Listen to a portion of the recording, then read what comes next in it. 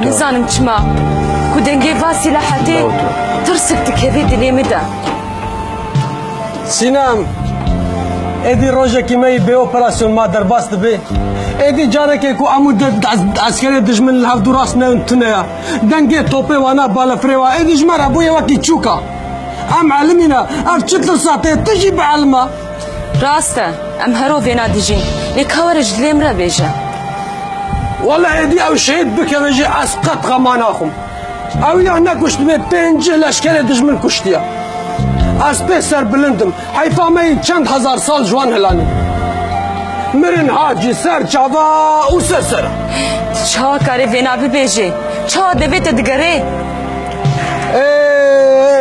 Dayıkê wekî te carekê kuratê ne dinê. Ne du car û ne deh cara.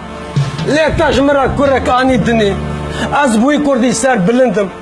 Ew tim ji min re şeref e di nav qewm û pismamê xwe de ez pê serbilindim û bihara dilê min e Sînem.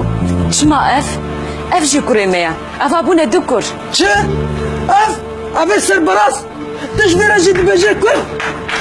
Te ev jî kur e. Ev zipê skaka, berdoşê skaka tu ji vê re jî bêje kur. Çima mamı gote birayê xwe şîrwara şer, bana ne çima şer? Çima ye wekî te bi qurbanan êno ka şêro nabin. Çima sadî weke te xulamtê ji şêro re nakin. Politika ji min neka. Ez politika fam nakim. Rasta, tu politika fam nakê.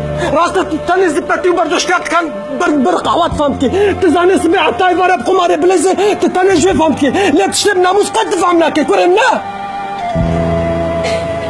Te çike? Vallahi goş xwe ne zabana. Ez me vîzîk. Ka bisek ne? Xwedê çavê te korkê.